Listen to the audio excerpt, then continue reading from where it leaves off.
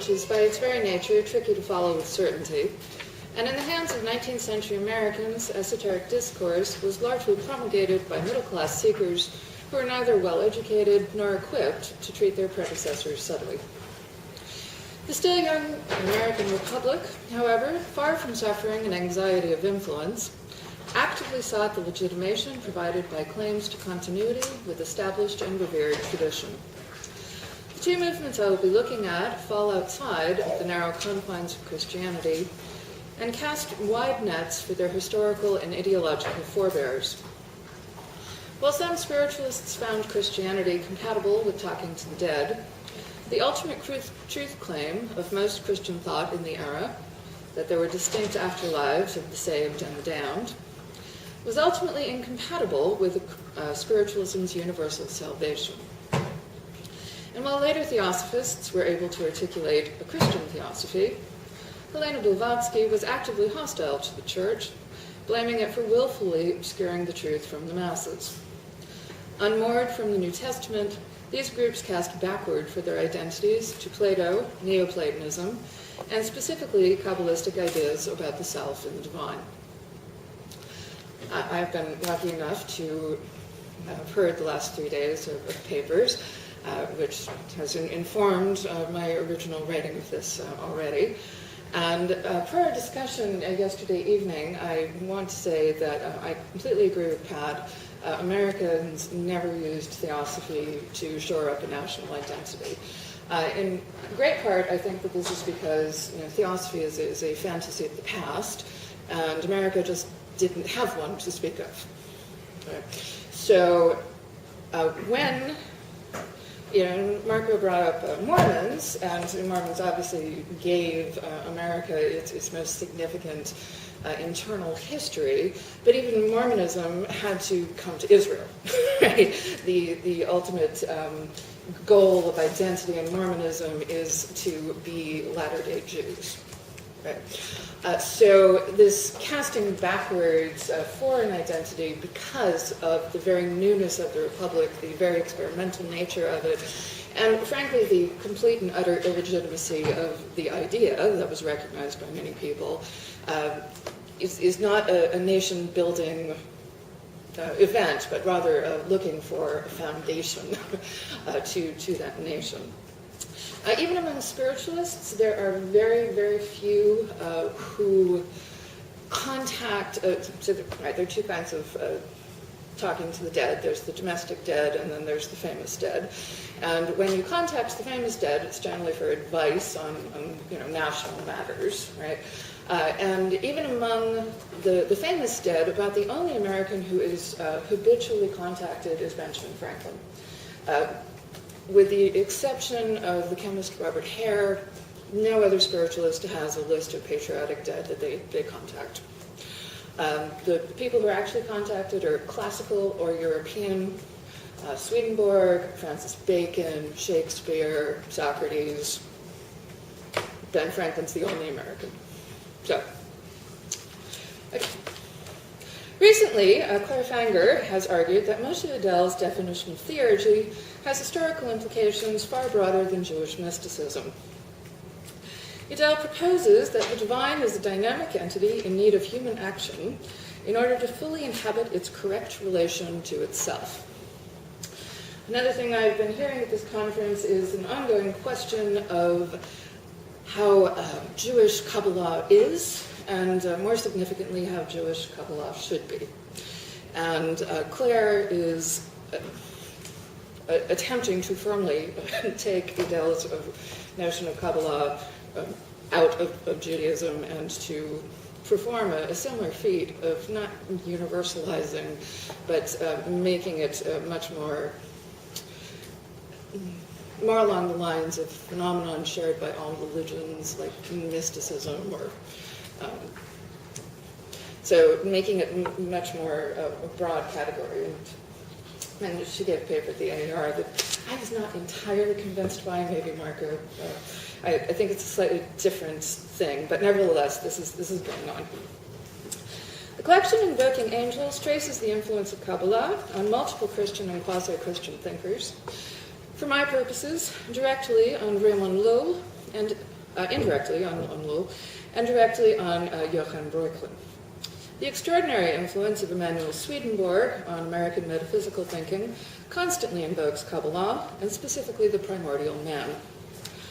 And while neither spiritualism nor Theosophy is interested enough in the figure of God to think too much about it, preferring instead to focus on semi-divine intermediaries, the explicit reliance on a Neoplatonic ladder of truth places living humans squarely analogous to the Shekinah, the earthly indwelling of the divine, in this case, order. I argue that the usual literary designation of the 19th century as the American Renaissance should be understood more broadly as a cultural fascination of the classics and the Renaissance itself. Searching for their rightful place in history, the renegades of the New World did their very best to reinvent the old. Paul Anderson has shown that English translations of Plato and Neoplatonists were rife in America, spawning several popular journals, as well as societies dedicated to the discussion of Plato. And probably, these would sometimes engage in good-natured debates with their nemeses, the Hegel societies.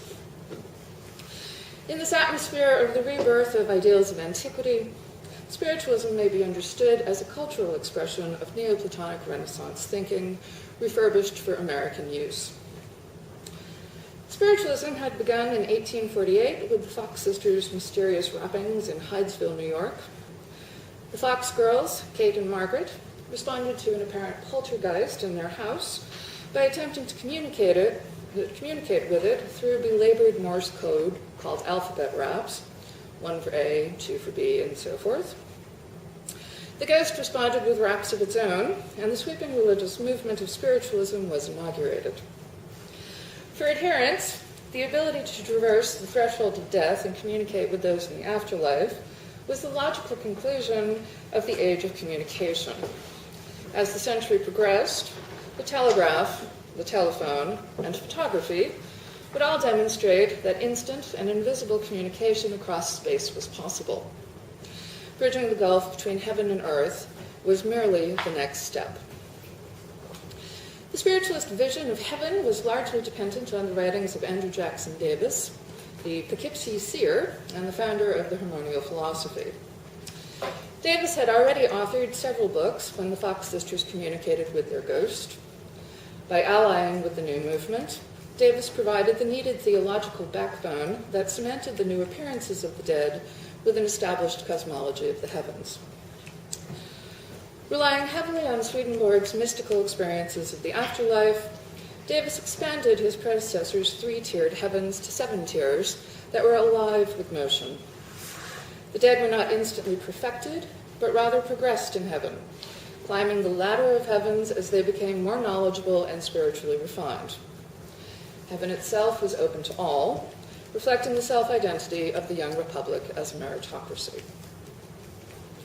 Spiritualists were also notable for espousing progressive and frequently radical political reforms on nearly every front. In addition to their important contribution to abolition and women's rights, they also embraced a wide gamut of liberal reforms, from improving the conditions of prisons to relatively arcane calls for phonetic spelling and more congenial underwear. As Anne Brady has ably demonstrated, spiritualism also sounded the death knell for widespread American Calvinism, and particularly its policies of infant damnation.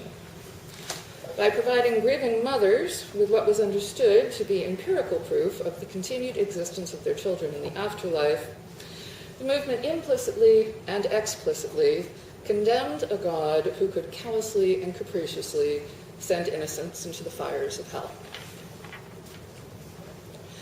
The ethos of spiritualism was so inclusive that it held out hope for all of humankind that the teleology of both individuals and tribes and races was coterminous with progress and education. In so doing, spiritualism dispensed entirely with the concept of hell, arguing instead that misdeeds stemming from poverty and ignorance should not be equated with evil. By positioning good and evil as a scale of knowledge rather than polarities of sin and salvation, extremely popular mediums like Cora Hatch and Emma Harding Britton proposed universal inclusion in heaven. Life is not a one-time testing ground, but rather a preamble for a long and continuing education. The spirits of the dead could repent, learn, and improve in the afterlife, and thereby move forward to moral perfection after their deaths. With the primary opposition of perfection and imperfection taken apart, spiritualists were logically forced to abandon many of the subsequent binary distinctions promulgated by Christianity and other vehicles. Most notably, the problem of the body and the soul is reimagined by spiritualists in pre-Cartesian terms that relied on Neoplatonic and specifically Kabbalistic ideas of micro and macrocosms. The denigration of the body in order to emphasize the perfection of the soul was an untenable opposition for spiritualists, as the dead had spirit bodies, and in particular deceased children were understood to grow up in heaven, completing all of the life cycles they had left unfinished on earth. Theosophy was indebted to American spiritualism for many of its adherents, and, less tangibly, for having created a cultural ambiance in which questions of hidden knowledge and occult practices could find a willing audience. The relationship between spiritualism and theosophy is emblematic of a shift in ideas about time and history, and indicates a growing discontentment in America with the concept of progress. When the idea of time as progress became increasingly untenable, time became, in theosophy, a steady and diluted march away from the roots of truth, and this, so time went backwards, right? So rather than progressing, we are regressing, farther we get. The search for religious meaning reached backward toward those points of esoteric origins that would be the lodestone of the future. Madame Blavatsky entered into this maelstrom of conflicting ideas about time and progress and definitively made a move toward the occult. Gathering her first adherents from a hodgepodge of spiritualists and occult enthusiasts, Blavatsky would reposition discussions of a utopian future where science would prove spiritualism's claim and the two would march together toward perfection. For her, truth lay not in the future, but in the past. While spiritualism opened the door for a multiplicity of faiths, if not precisely an equality of them, it also came stamped with the ethos and prejudices of its days. Kabbalism specifically, and Judaism more generally, is most frequently written about not as an authentic, unique articulation of Jewish ideas, but rather as a carrier of earlier Zoroastrian, Egyptian, and even Hindu religious claims. Having the Jewishness gutted from Judaism is less, in my reading, an act of anti-Semitism than a contempt of familiarity.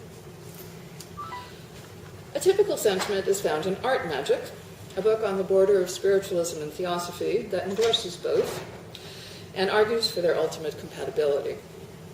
The mysterious Louise writes, and I quote, "Meantime, we close this brief notice by affirming that the very best and most reliable digests of Kabbalistic wisdom are to be found in the songs of Orpheus, the philosophy of Plato, the doctrines of Pythagoras, Apollonius of Tyana, and the modern mystics." End of quote. Pushing the location of esoteric wisdom back in time and farther east was a project undertaken by spiritualists and theosophists alike. They both, hilariously in the case of the theosophist, bemoan the obfuscating language in which Kabbalism has wrapped its secrets.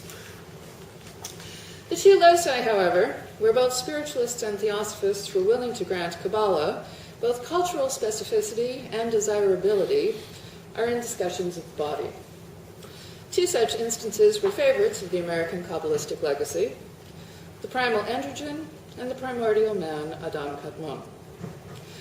The former is a rabbinic glossing of two apparently contradictory creation stories, which concludes that the first creation, male and female, was androgynous, and that the taking of life, or Eve, from the side of the Adam recounts their disentanglement. Of the Kabbalistic elaboration of this model, Elliot Wolfson writes, I quote, "The two attributes of God, expressed in more or less standard rabbinic terminology, are correlated with the masculine and feminine aspects of the divine, which correspond to the earthly man and woman. The author of this text, the Kabbalistic commentary on the androgen, emphasizes that the attributes should not act independently, but rather in concert. For to separate the attributes of judgment and mercy would be akin to creating a division in the Godhead between male and female, or, in traditional terms, positing two divine powers.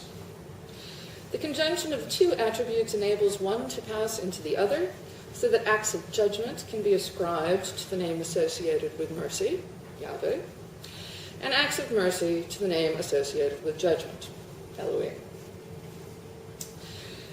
In Art Magic, a spiritualist novel bearing the imprimatur of Emma Harding Britten, the anonymous author is able to reconstruct this concept fairly well. I quote, "In certain passages, the syllables ish, signifying man, and isha, woman, will be found, and when the 2 points are combined in the same sentence, they signify God. When one is alone, the word fire is implied. With the interception of the subtle points in the peculiar mode of Kabbalistic writings, the sentence would read, when man and woman agree together, God is with them. When they disagree, fire is between them." End quote.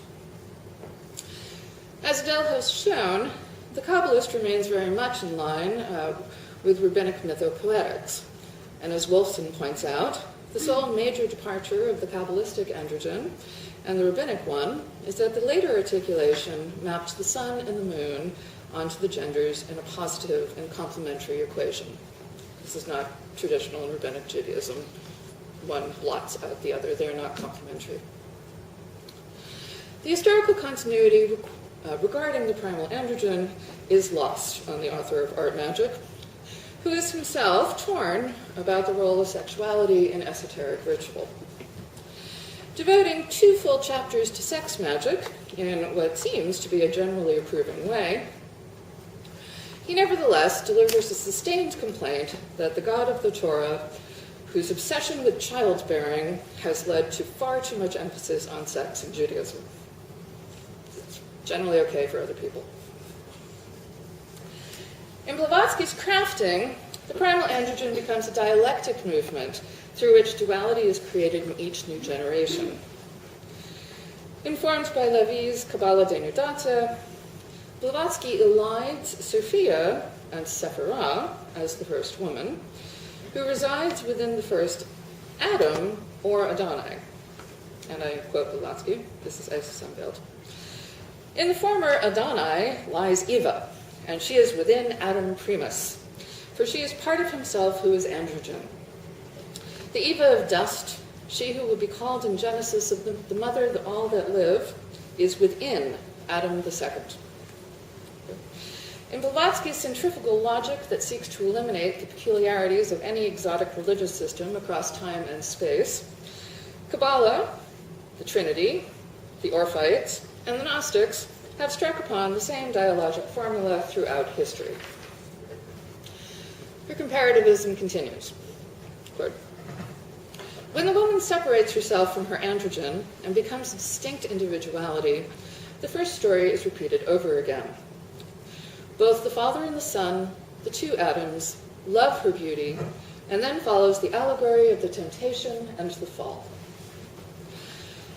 I have gotten a man by the Lord, exclaims Eve, and when the dualism, Cain and Abel, evil and good, is then born. End quote. In the topos of the body, Kabbalah is allowed to flourish in the theosophical imagination, but at the expense of all originality. Kabbalah, like all laudable writings in HPB's Secretive World, is an expression of an archetype that is pre-existent and devoid of either historical or cultural specificity. In addition to the primal androgen, spiritualists and theosophists were in almost universal agreement with Kabbalah's articulation of the Adam Kadmon. Particularly in spiritualism, the body and soul could not be logically severed in life or in death, and non-Christian and pre-Cartesian views of the body were actively sought. The rabbinic declaration that the soul is the lamp of the body stood in stark contrast to the soul being imprisoned by its mortal coil. An idea that is inconsistent in Plato's own work, but one that found a great resonance with early Christian ascetics and martyrs. Although Paul does endorse a spiritual body that continues after death, a subject very dear to spiritualists who elaborated on this extensively, that body was perfected and not subject to desire or pleasure, which the spiritualist body most certainly was. Those taken early from life grew up in heaven physically as well as spiritually. Many were posthumously married, and a favorite question of seance sitters was whether there was sex in heaven.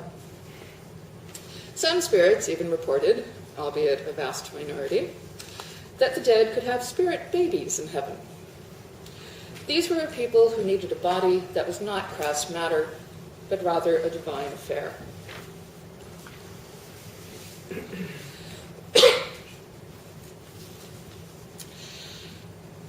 In 1886, The Principle of Nature went into its 34th edition. Andrew Jackson Davis explicates a microcosm and macrocosm view of the divine and the individual. He writes, quote, "The universe must be animated by a living spirit to form, as a whole," this is all caps, "one grand man. That spirit is the cause of its present organized form and is the disseminator of motion, life, sensation, and intelligence throughout all of the ramifications of this one grand man. Therefore, there are only two principles existing. One is the body, the other is the soul. Man is part of this great body of the divine mind." End quote.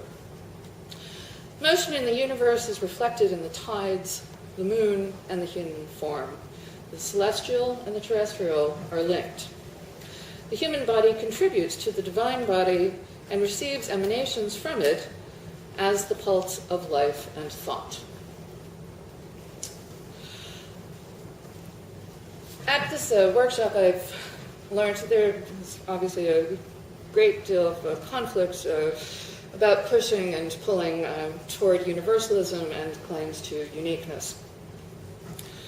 As I've been thinking about this, I have recalled this phrase that theologians frequently use called the scandal of particularity, which is supposed to identify some sine qua non of a particular religion. So traditionally, theologians have called the scandal of particularity in Judaism the chosenness of the Jews, right, to be the chosen people. This is obviously a fairly vague signifier, as I think the promise of the promised land or even monotheism would be just as scandalous and particular, but that's the usual claim. For Christianity, scandal of particularity is usually written about as the claim that Jesus was simultaneously human and divine, also not entirely particular, but and so forth.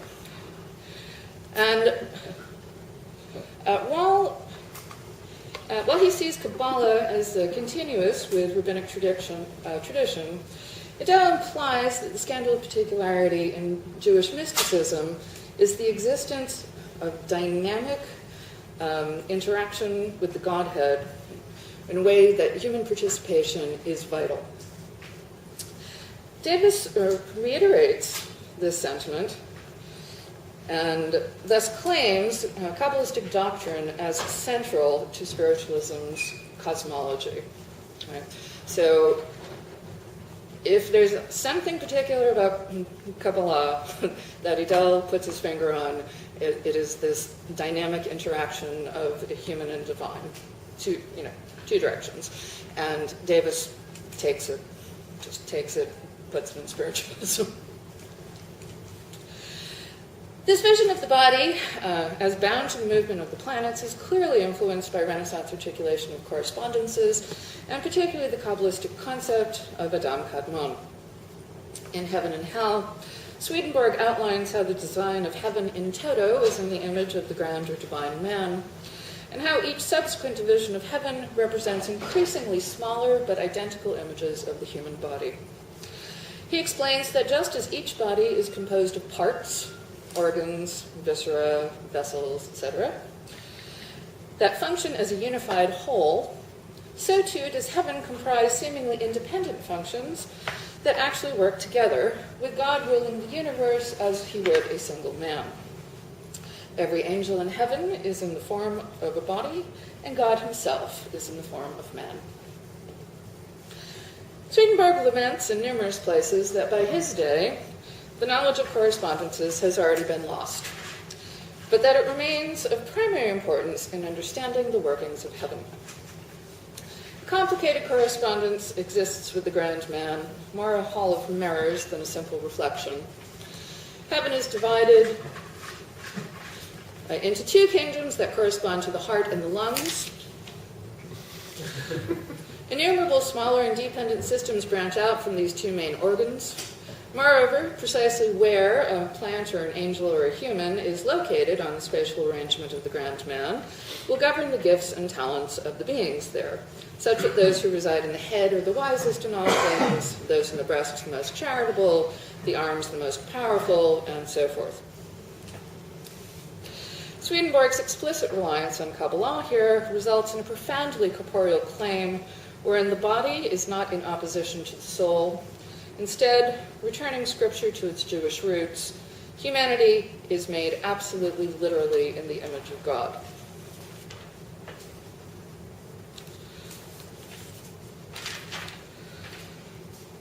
Resemblance of Swedenborg's system to Adam Kadmon and the powers attributed to particular Sephirah is unmistakable. However, Swedenborg is historically perched between two visions of the cosmos, and, as Walter Hanegraaff has shown, he straddles these moments with an ultimate compromise of the esoteric worldview. Attempting simultaneously to accept a fundamentally Cartesian view of the universe in which spirit is elevated over matter, and to retain a system of correspondences, Swedenborg eventually accomplishes this only by declaring the natural world null without the spiritual one.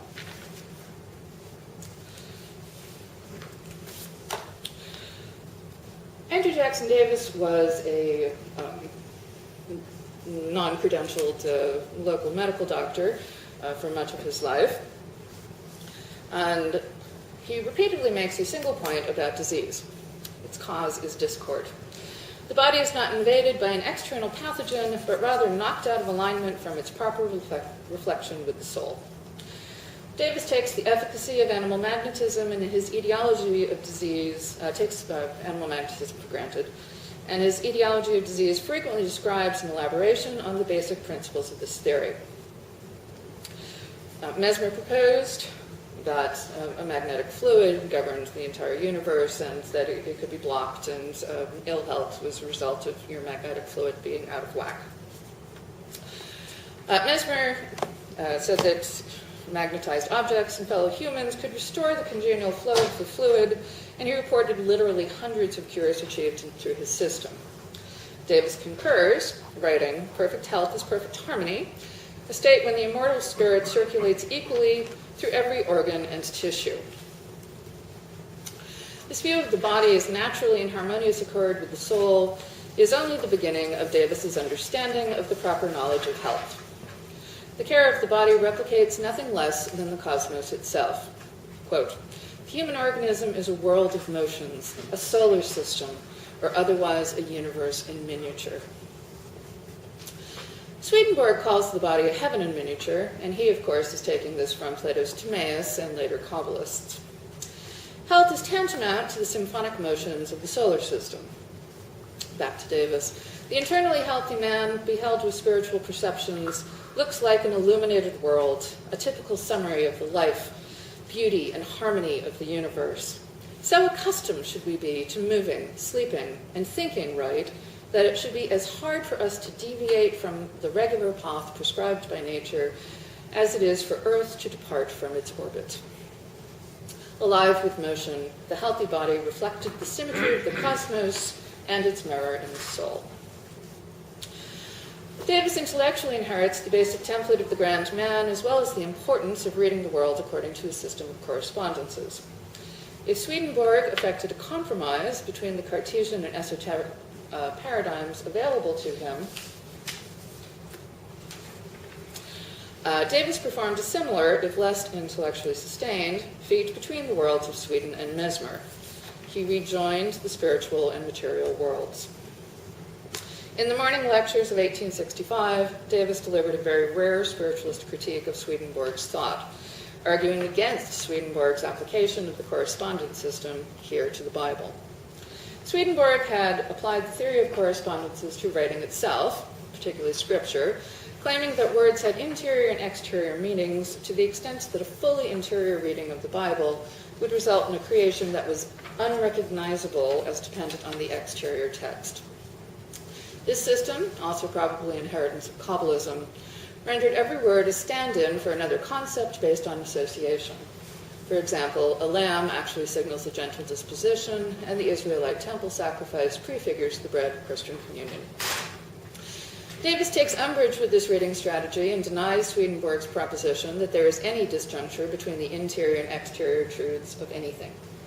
After apologizing to him for saying so, Davis writes, quote, "The reasoning is sophistical, and all such fanaticism is foreign to the healthy mind.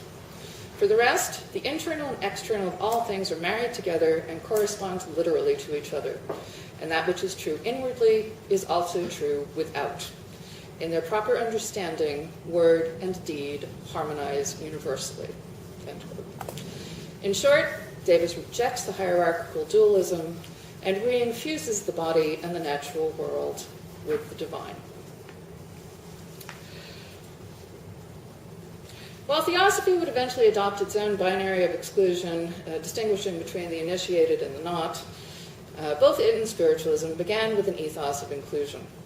While Spiritualism was generally more tame, exoteric, and polite than Theosophy, neither were interested in damning entire populations of people in order to uphold the exclusive truth claims of one. For many spiritualists, this meant a willingness and often a need to look beyond the confines of 19th century America in order to find their place in religious history. The centrality of the body, even its sacrality, brought them beyond Christian thinking and in search of more felicitous notions of corporeality and the divine. Theosophy, with its universalizing tendency and conspiratorial tone, looked to Kabbalah as one instantiation among many of eternal principles. In both of these movements and the many they influenced, Kabbalah convinced many Americans that one cannot and should not ever give up the ghost, as the soul required the body in order to reflect the divine.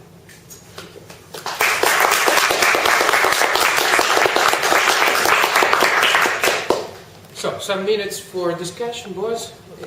Thank you very much, Cathy.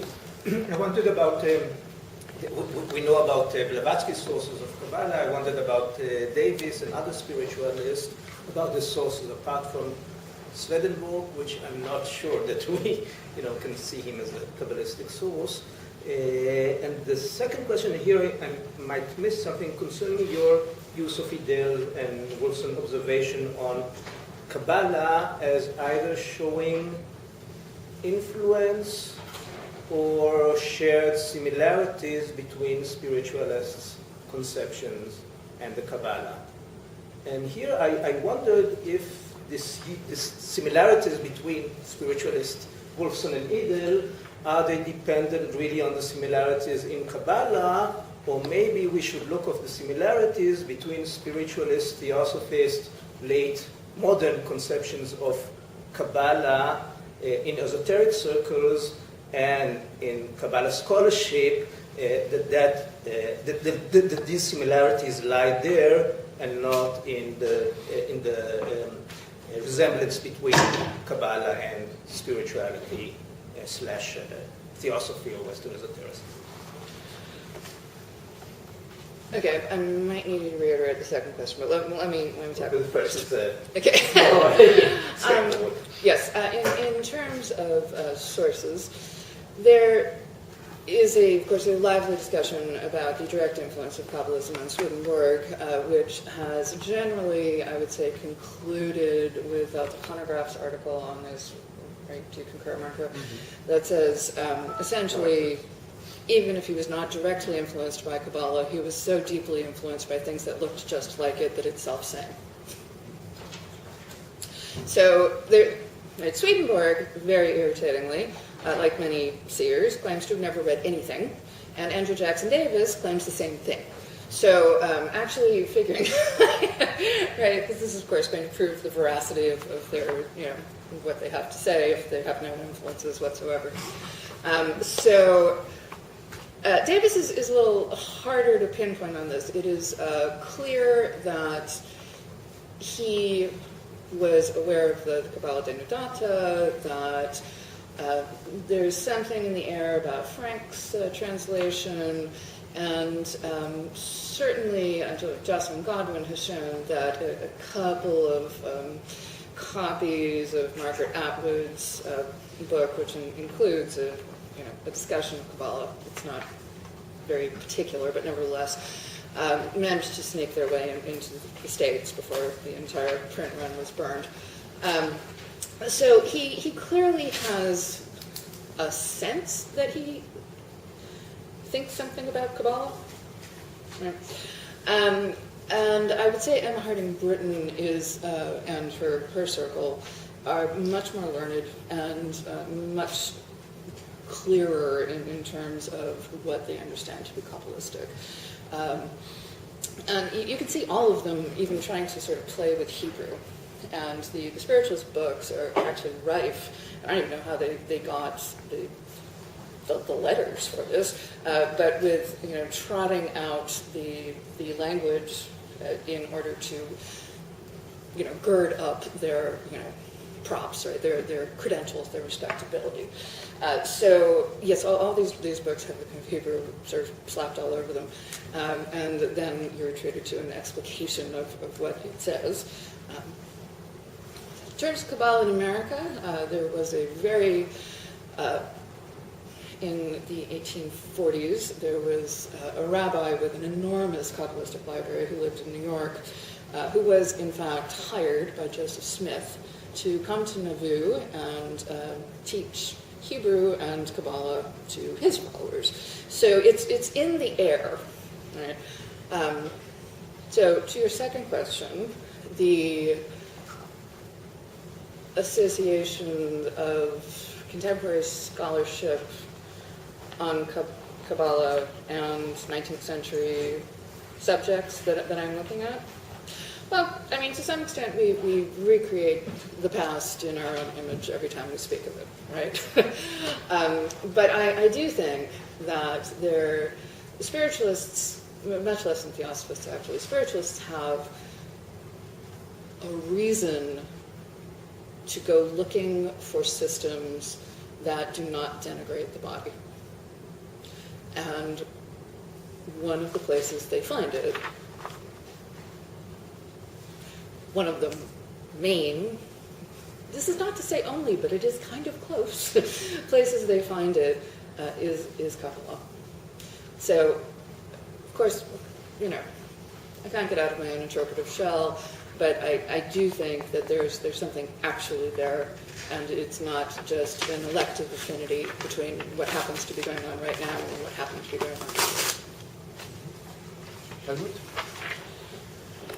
I think you raised very important questions, but I doubt whether it works in that way, and I would like to refer to the points Boaz made.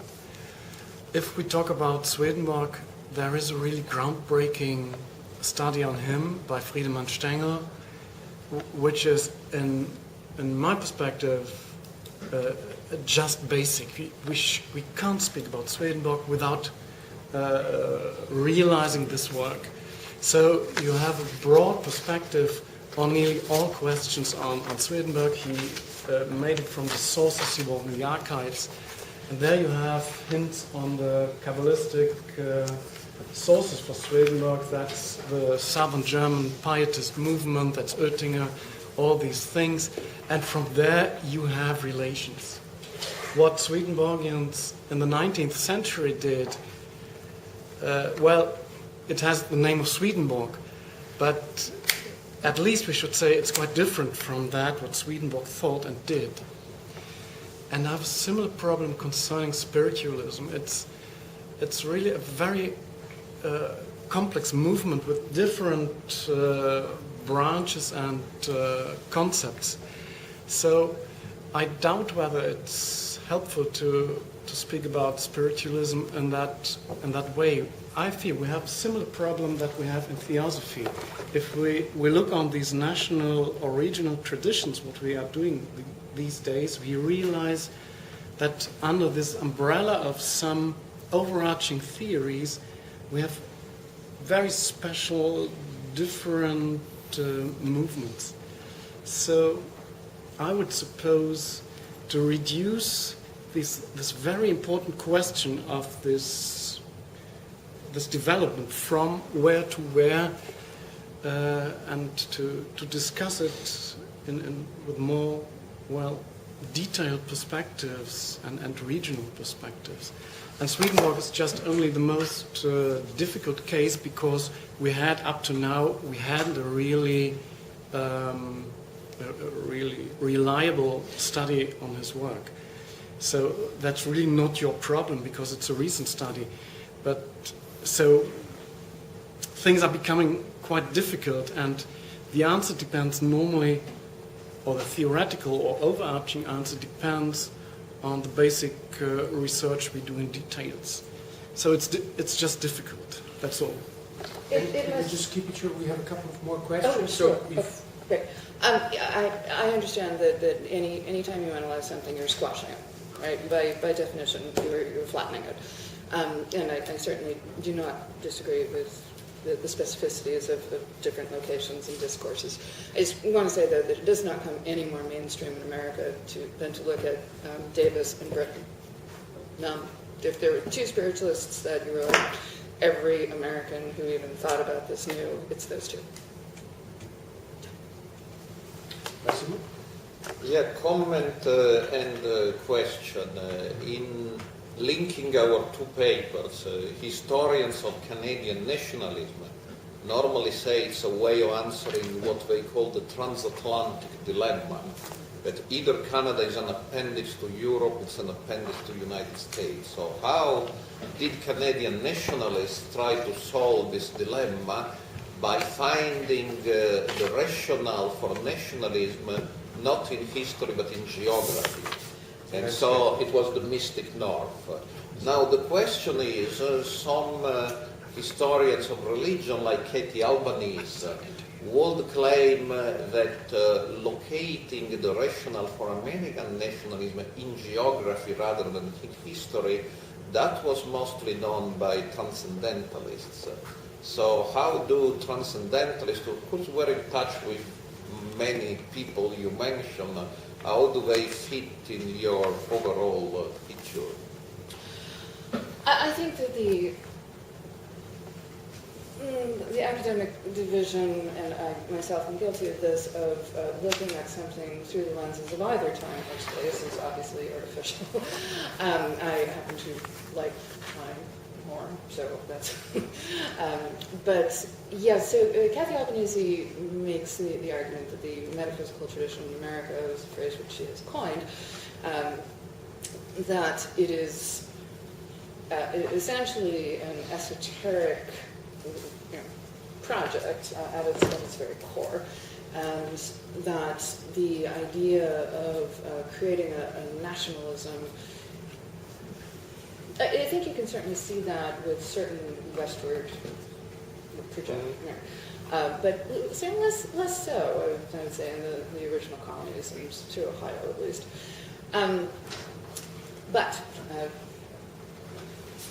So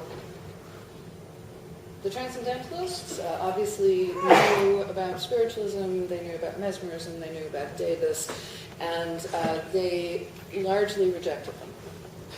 So while spiritualists loved Emerson, Emerson did not love spiritualists. And that was, Emerson flirted with mesmerism for a while, and ultimately rejected it. But, of course, they would find their champion in the sort of next generation, who would be William James. Right? So there's a very similar project. There's no personified God. There's a rational ethos to the universe and nature and the cycles and tides and orbits. They share this view of the Earth as the whole universe is a wound-up clock with no God answering particular prayers about your grandmother or your headache. But there's the rest. It's not reciprocal. The admiration goes in one direction. We have time for one last question, if we keep it very short. So, Okay, so I have a comment and a question, so I will take on as a comment. I understood Boaz's question like this. How could you put together, on the one hand, Davis and or his sources, and on the other hand, Idem? And I think that it was very good that he did it, because if we go back to Scholem, his first sources of Kabbalah was not the Book of Zohar, because at that period he didn't know enough Aramaic to read it, and not the former Kabbalah scholarship which didn't exist. And he read exactly this kind of literature, Swedenborg, etc. This was his, you can learn it from his diaries, that this was his first impression of Kabbalah, and we can also say that some of his basic notions about Kabbalah, and some of them did not change during time, were drawn out of this kind of book. So I think that kind of effort to bring together the modern scholarship in Kabbalah and Swedenborg is justified.